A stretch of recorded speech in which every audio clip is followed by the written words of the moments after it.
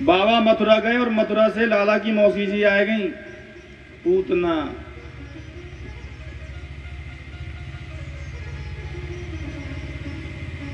कंसेन प्रहिता घोरा पूतना बाल घातनी शिशम चकार निघ्रंते पुरग्राम ब्रजादसु। अनेक नगर ग्रामों में घूमती हुई बाल हत्या करती हुई पूतना ब्रज में प्रविष्ट भई। और जो ने और या ने भी सुनो नंद घर आनंद भयो जय कन्हैया लाल की। छोरा भयो या समझ गई, छोरा भयो है। अब मेरो नाम है पूतना, पूत ना। देखो कौन को पूत है। जो ब्रज की गोपियां जा रही थी बधाई देवे को, पूतना भी उन्हीं में नकली भेष बनाकर सुंदरी बन करके। हमारा जितना सुंदर भेष बनाया है कि सभी लट्टू है जा रहे हैं, इतनी सुंदर लग रही है कपट वेश। यानी भी बधाई देने को नाटक कियो। अरे यशोदा बहन बधाई हो। बहना मैंने जैसे सुना कि या बुढ़ापे में तेरे छोरा भयो, देख मैं सबरो काम धंधा छोड़ के भागी भागी आए रही तो को बधाई देवे। अब तू आंखें फाड़ फाड़ के मोह का देख रही है।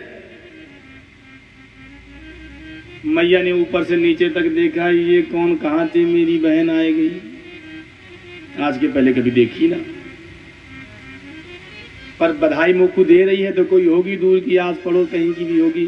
अब मैं पूछने लग जाऊंगी कौन कहां से आई तो बुरो मान जाएगी। बंधु यशोदा है, सबको यश देने वाली यशोदा है, किसी का मन नहीं दुखाना, कभी नहीं मन किसी का दुखाया। मैया कहती हैं तुम सबन को आशीर्वाद है जो यह खुशी को अवसर मेरे घर में उपस्थित भयो।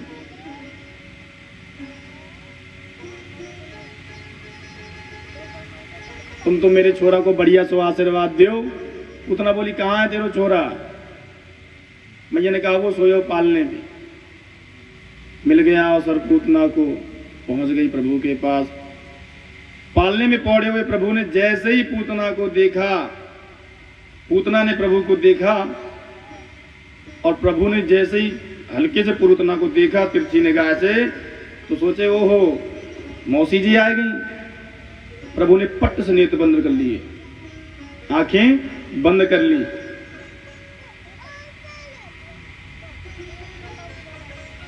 अब इस पर भी आचार्यों ने बहुत सारे संकेत किए हैं कि आंखें क्यों बंद की। दो चार भाव सुने।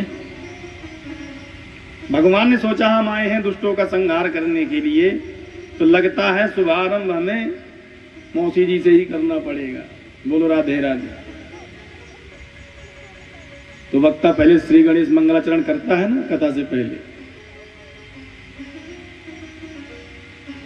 तो भगवान भी बिना आशाए चतुष्कताम का ध्यान करने लगे, मंगलाचरण करने लगे।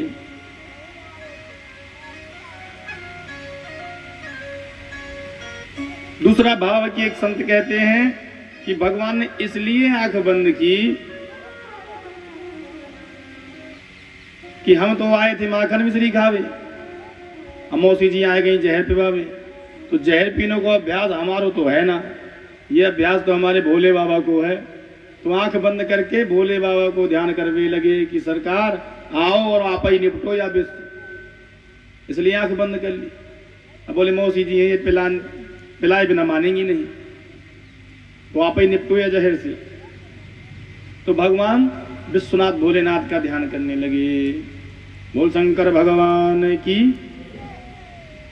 बोले एक भाव ये भी है कि प्रभु ने इसलिए नेत्र बंद के लिए कि हमने सोचा कि अब तक हमने तपस्विनी तेजस्विनी माताओं का स्तनपान किया है, पर अब की बार लगता है कि इनका स्तनपान करना पड़ेगा जहर वाला, क्योंकि ये पिलाए बिना मानेंगी नहीं। तो जैसे माताएं कहती हैं बच्चों की बच्चा दवाई जैसे कड़वी होती है, तो माताएं कहती हैं कि आंख मूंछ के पी जा। तो चलो हम आंख मूंछ करके पी जाते हैं। तो पीने का मन बना लिया, इसलिए आंख बंद कर ली। बोलो राधे राधे।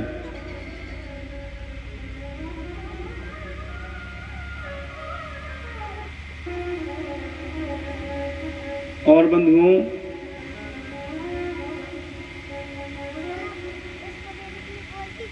भगवान ने सोचा कि जब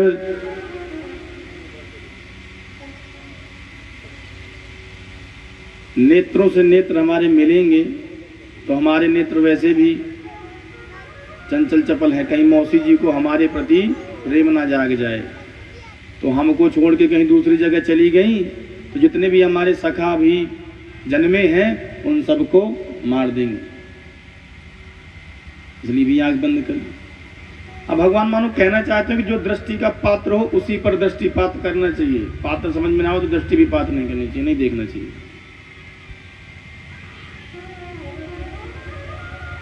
श्रुति भगवती कहती है भद्रम कर्णेभिः शृणुयाम देवः भद्रम पश्येमाक्षभिर्चत्राः। इस श्रुति का यही संकेत है कि अक्ष भी भद्रम पश्येमा, आंखों से कल्याणकारी दृश्य ही देखना चाहिए।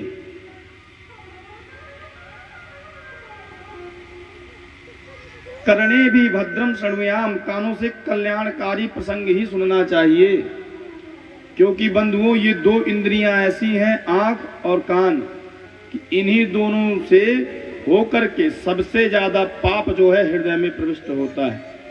एक को देख करके, दूसरा सुन करके। आपने जैसे दूसरे दृश्य देखा पाप आपके हृदय में प्रविष्ट हुआ।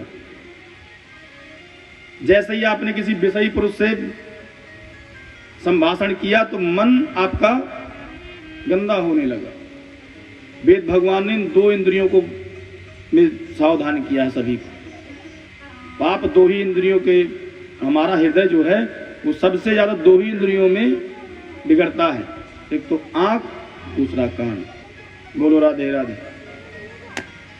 कन्हैया ने सोचा दृष्टि का पात नहीं है पूतना। एक सुंदरी रामावतार में भी आई थी, श्रीमती शूर्पणखा देवी। भगवान से कहती है ताते अब लग रही कुंवारी, मन माना कछु तुम ही निहारी। भगवान को देख रही है, कह रही है कछु थोड़ा ठीक ठाक हो, अब तक जितने मिले हैं उनमें से तुम कुछ ठीक। भगवान ने सोचा लो, हम जब मिथिला पधारे तो इतना डंका बजा हमारे रूप सौंदर्य का, धाये धाम काम सब त्यागी, सब दौड़ पड़े, पूरी दुनिया हमारी दौड़ पड़ी हमारे दर्शन करने के लिए। और ये कहां से सुंदरी आ गई जो हमको ही फेल कर रही है। कह रही है मन माना कछु, कछु लगा रही है हमारे, तुम्हें देखकर कुछ थोड़ा संबंध माना, तुम अब तक जितने मिले सब में ठीक हो। तो एक बार दृष्टि उठा के देखना चाहिए कि जो हमको फेल कर रही है सुंदरी कौन है, पर नहीं, एक बार भी दृष्टि उठाकर नहीं देखा। जवाब दिया तो मां जानकी को देख करके।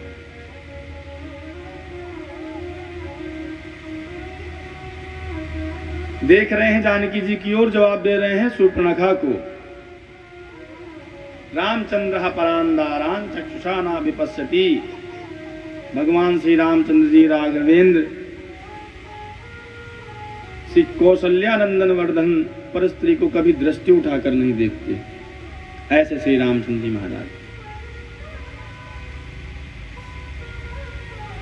नहीं देखा।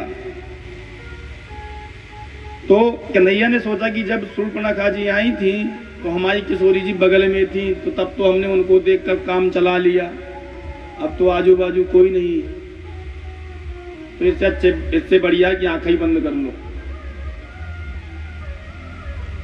बंधुओं, पूतना को मिल गया मौका, सोते हुए लाला को देखा और उठा के जैसे ही विषपान कराने लगी तो गाढ़म कराभ्याम भगवान प्रपीतत प्राण ही समम रोष समन्वितो पिबत। जैसे भगवान ने क्रुद्ध होकर के उसका स्तनपान करना शुरू किया तो उसके भयंकर पीड़ा होने लगी, उसके प्राण खींचने लगी।